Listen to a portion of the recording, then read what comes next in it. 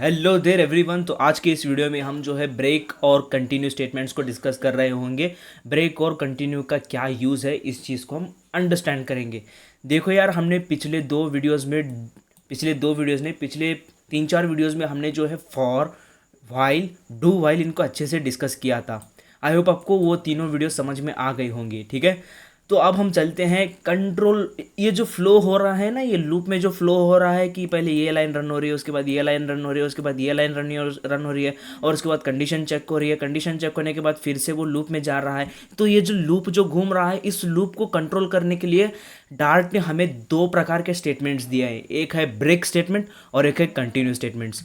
अब हम चलते हैं, ये ब्रेक और कंटिन्यू क्या है अंडरस्टैंड करते हैं। तो इसके लिए हम जो एक नई फाइल बनाएंगे, उसका फाइल का नाम देंगे हम कंट्रोल मजनू नहीं, कंट्रोल फ्लो। ठीक है, कंट्रोल मजनू नहीं, कंट्रोल फ्लो डॉट डार्ट। ठीक है, यहाँ पर हम परंपरा प्रतिष्ठा जो अभी वाइड मेन लिखने की है वो हम पूरी कर लेते हैं। ठीक है, हमने वाइड मेन लिख लिया।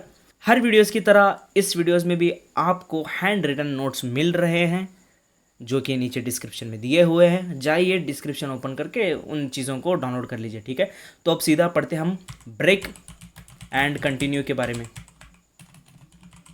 ठीक है, ये ब्रेक और कंटिन्यू स्टेटमेंट्स क्या हैं।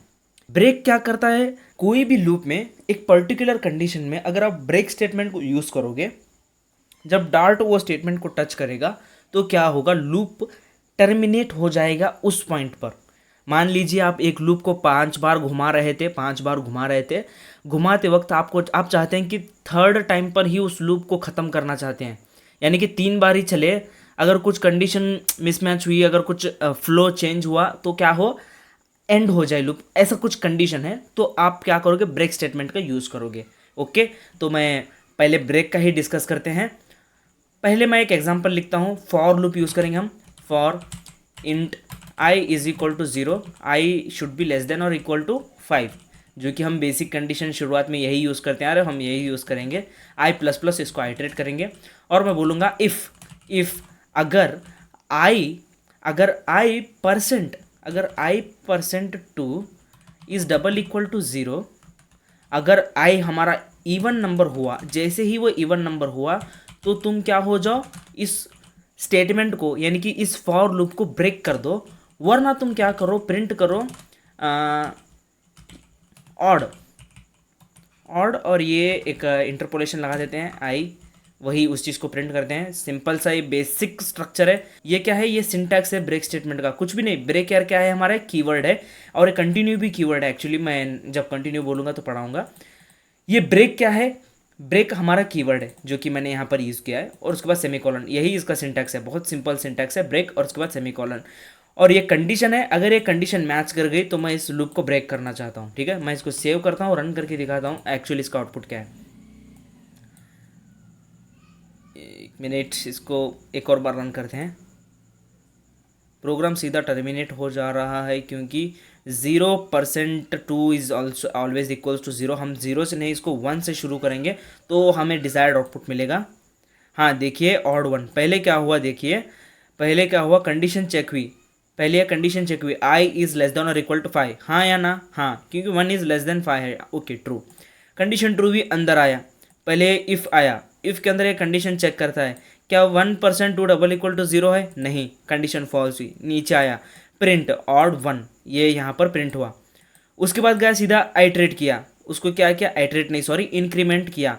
1 + 1 इज इक्वल टू क्या, 2 हुआ। क्या फिर से कंडीशन चेक किया, 2 इज़ लेस देन और इक्वल टू 5, हाँ ट्रू है, 2 इज़ लेस देन 5, हाँ ट्रू है।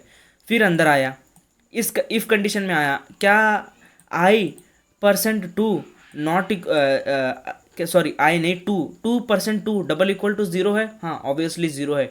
रिमाइंडर यहाँ क्या आएगा, हमें 0 आएगा, क्योंकि 2 1 ज़ा 2, 2 - 2 0, रिमाइंडर 0 मिला। तो इफ ब्लॉक के अंदर आया, देखा कि यहाँ पर एक ब्रेक स्टेटमेंट है, तो जैसे ये ब्रेक स्टेटमेंट देखा तो ये टर्मिनेट हो गया, तो यहाँ पर टर्मिनेट होकर यहाँ पर आया प्रिंट फॉर लूप टर्मिनेटेड। ठीक है, फॉर लूप टर्मिनेटेड, इसको सेव करके रन करता हूँ। यहाँ पर हमें फॉर लूप टर्मिनेटेड ये वाला प्रिंट स्टेटमेंट भी देखने को मिलेगा। क्या आपको ये चीज़ें समझ में आए? बहुत सिंपल सा है यार ब्रेक स्टेटमेंट। आप कहीं भी कोई भी कंडीशन पर इस ब्रेक स्टेटमेंट को लगा के फॉर लूप के सडनली बाहर आ सकते हो। कंटिन्यू क्या है? कंटिन्यू ये भी यार हमारा कीवर्ड है, इसका सिंटैक्स भी सेम रहेगा कि हम पहले कंटिन्यू कीवर्ड लिखेंगे, उसके बाद सेमीकोलन लिखेंगे, दैट्स इट। और कंटिन्यू को हम कैसे यूज़ करते हैं उस चीज़ को दिखाता हूँ। कंटिन्यू क्या करता है यार, आप चाहते हो कि एक फॉर लूप में, फिर से फॉर लूप का एग्जांपल लेते हैं। फॉर लूप में क्या है यार, number of iterations, 5 number of iterations चल रहे हैं, हम अज्यूम कर रहे हैं कि 5 नंबर ऑफ आइटरेशंस चल रहे हैं। आप चाहते हो कि कोई एक आइटरेशन आप स्किप करना चाहते हो, यानी कि जब आइटरेशन नंबर 3 हो तो आइटरेशन नंबर 3 स्किप करके जंप करके सीधा आइटरेशन नंबर 4 पर चला जाए। यानी कि आइटरेशन नंबर आइटरेशन नंबर 3 चल रहा है, अगर 3 चालू हुआ तो वो स्किप करके सीधा 4 को चला जाए। यानी कि स्किपिंग, आप कुछ पार्ट, लूप का कुछ पार्ट स्किप करना चाहते हो। एक ध्यान रखना कि ब्रेक स्टेटमेंट फॉर लूप को टर्मिनेट करेगा, लूप को क्या करेगा, टर्मिनेट करेगा, ना सिर्फ फॉर लूप, कोई भी लूप को क्या करेगा, ये टर्मिनेट करेगा। कंटिन्यू क्या करेगा, ये कोई भी लूप को टर्मिनेट ना करके कुछ पार्ट ऑफ लूप को क्या करेगा, स्किप करेगा, जंप करके नेक्स्ट लूप को जाएगा। नेक्स्ट लूप यानी कि लूप के अंदर का नेक्स्ट आइटरेशन। समझाता हूँ, आपको समझ में आएगा। हम क्या करेंगे, फॉर लूप का यूज़ करते हैं, सिंपल एग्जांपल बनेगा इससे। फॉर लूप से i should be int i is equal to 0, I should be less than और इक्वल टू 5 और आई प्लस प्लस इटरेट करेंगे इसको। और यहाँ पर बोलेंगे अगर I percent 2 is not equal to 0, यानी कि अगर वो ऑड नहीं रहा तो कंटिन्यू हो। इन 3 लाइंस का मतलब क्या है, ये जो इफ़ कंडीशन है ना, ये इफ़ कंडीशन का मतलब क्या है कि हमें सिर्फ इवन नंबर चाहिए, ऑड नहीं चाहिए। हमें सिर्फ क्या चाहिए, इवन नंबर चाहिए, ऑड नहीं चाहिए। मैं यहाँ पर प्रिंट करूँगा even is equal to, interpolation लगाऊंगा, स्ट्रिंग इंटरपोलेशन लगा के आई को प्रिंट करूँगा। यानी कि इसका मतलब क्या है, कंटिन्यू। यहाँ पर मैं ब्रेक नहीं यूज़ कर रहा हूँ, क्यों? क्योंकि मुझे सारे इवन नंबर चाहिए। जितना भी मैंने ये जो इंटरवल दिया है ना 0 से 5 के बीच में, जितने भी इवन नंबर्स हैं, उन इवन नंबर्स को मैं प्रिंट करना चाहता हूँ। तो उन इवन नंबर्स को प्रिंट करने के लिए मैं क्या कर रहा हूँ, जितने भी ऑड नंबर है उन ऑड नंबर को स्किप कर रहा हूँ। ऑड नंबर को स्किप करने के लिए मैंने कंटिन्यू स्टेटमेंट यूज़ किया है। कंडीशन क्या किया है, अगर आई परसेंट 2 यानी कि अगर रिमाइंडर 0 के बराबर नहीं है तो वो ऑड नहीं है, सॉरी इवन नहीं है। अगर रिमाइंडर 0 के बराबर नहीं है तो वो इवन नहीं है, ऑब्वियसली ऑड है, तो उसको कंटिन्यू करूँगा। बहुत सिंपल है। सेव करता हूँ, रन करता हूँ, आपको पूरा ही डाउट क्लियर हो जाएगा। ये देखिए, हम 0 से 5 के बीच में जितने भी इवन नंबर बनते हैं उन सारे इवन नंबर प्रिंट हो गए। अगर मैं यहाँ पर 25 कर दूँ, सेव करके रन करता हूँ, देखिए 0 से लेकर जितने भी इवन नंबर बनते हैं वो सारे इवन नंबर्स प्रिंट हो गए यहाँ पर। अगर मैं यहाँ पर डबल इक्वल टू 0 यानी कि मेरे को ऑड नंबर्स प्रिंट करना है तो मैं कंडीशन इन्वर्ट कर दूंगा और बेसिकली यहाँ पर कंडीशन इन्वर्ट करके सेव करके रन करता हूँ। देखिए मेरे को सारे के सारे ऑड नंबर्स मिल गए। क्या आपको समझ में आया? ब्रेक और कंटिन्यू। 20 मैं चाहता हूँ कि 19 तक ही प्रिंट हो, मुझे 3 नंबर एक्स्ट्रा नहीं चाहिए, तो मैं क्या करूँगा, एक और इफ स्टेटमेंट लगाऊंगा। If i is double equal to 23 if i is double equal to 21, अगर आई 21 के बराबर है तो सिंपली फॉर लूप ब्रेक हो जाए। फॉर लूप क्या हो जाए, ब्रेक हो जाए। सेव करता हूँ, रन करता हूँ और ये देखिए मेरे को सिर्फ 19 तक ही प्रिंट हो गए। क्या आपको ये चीज़ समझ में आई? जैसे ये पहले ये कंडीशन चेक होती है, फिर उसके बाद ये कंडीशन चेक होती है, फिर उसके बाद ये लाइन प्रिंट होती है। बहुत सिंपल है। आप एक बार ड्राई रन करोगे तो कंटिन्यू और ब्रेक के बीच में का डिफरेंस समझ में आ जाएगा। क्या आपको ये चीज़ समझ में आए? बहुत सिंपल है, ब्रेक और कंटिन्यू। आप यार वही कैलकुलेटर के एग्जांपल में ब्रेक और कंटिन्यू स्टेटमेंट्स ऐड कर सकते हो। जैसे कि अगर यूज़र ने कुछ इनवैलिड इनपुट एंटर कर दिया तो वहाँ पर ब्रेक हो जाए स्टेटमेंट। अगर यूज़र कुछ इनवैलिड इनपुट एंटर करता है तो ब्रेक हो जाए। जैसे कि मैं वो जो कोड हमने व्हाइल लूप में रन किया था, इसको रन किया था वो कैलकुलेटर, मिनी कैलकुलेटर को, अब मैं वही यहाँ पर वही करता हूँ। मान लीजिए अगर यूज़र ने कुछ इनवैलिड इनपुट किया, इसका एल्स कंडीशन, तो please enter a valid input number 1 और नंबर 2 बोल के हम क्या करेंगे, ब्रेक करते हैं। मैं चाहता हूँ कि ये चीज़ ब्रेक हो जाए, BREAK, ठीक है, ब्रेक हो जाए।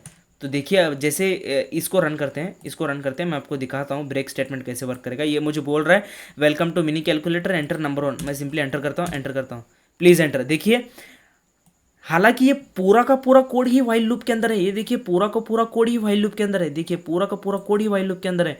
अगर मैं इसको हाईलाइट करता हूँ तो इसका एंड, इसका क्लोज ब्रैकेट भी हाईलाइट हो जाएगा। देखिए इसका क्लोज ब्रैकेट भी हाईलाइट हो जाएगा। ये देखिए पूरा का पूरा कोड किसके अंदर रैप्ड है, व्हाइल लूप के अंदर रैप्ड है और कंडीशन भी ट्रू है। लेकिन फिर भी जब मैं गलत इनपुट एंटर करता हूँ तो वो क्या कर रहा है, ब्रेक कर रहा है। सिंपली क्या कर रहा है, ब्रेक कर रहा है, कैलकुलेटर को बंद कर दे रहा है। क्या आपको ये चीज़ समझ में? अगर इसकी जगह मैं कंटिन्यू करता हूँ, और सेव करके रन करता हूँ तो वो क्या करेगा देखते हैं, आपको पूरा ही डाउट क्लियर हो जाएगा। एंटर एंटर एंटर, देखिए ये सिंपली रिपीट कर रहा है, कंटिन्यू कर रहा है। यानी कि इसका मतलब क्या, एंटर एंटर कर रहा हूँ तो कंटिन्यू कर रहा है। प्लीज़ एंटर वैलिड इनपुट बोल के फिर से नंबर 1 एंटर करने के लिए पूछ रहा है। क्या आपको ये चीज़ समझ में है? इस प्रकार से आप कंटिन्यू और ब्रेक को अंडरस्टैंड कर सकते हो। इस वीडियो में मैंने कंटिन्यू और ब्रेक का कॉन्सेप्ट ही अंडरस्टैंड किया है। इसका एक्चुअल, आप इससे एक्चुअल परफेक्ट हो जाओगे जब आप इसके रिलेटेड एक प्रोजेक्ट या कोई प्रोग्राम बनाओगे, ठीक है। मैंने तो यहाँ सिंपल प्रोग्राम बना के दिखाया, हम एक्चुअली इसे प्रोजेक्ट बेस्ड लर्निंग में कन्वर्ट करेंगे। कंटिन्यू और ब्रेक को हम एक प्रोजेक्ट के जरिए से समझेंगे, जो कि हम नेक्स्ट वीडियो में लूपिंग, कंट्रोल फ्लो, ये सारे कॉन्सेप्ट्स को कवर करते हुए एक अच्छा सा प्रोजेक्ट लेके आऊँगा नेक्स्ट वीडियो में। तो सीधा मिलते हैं अगली वीडियो में। Till then keep learning and keep speeding up yourself. Okay bye.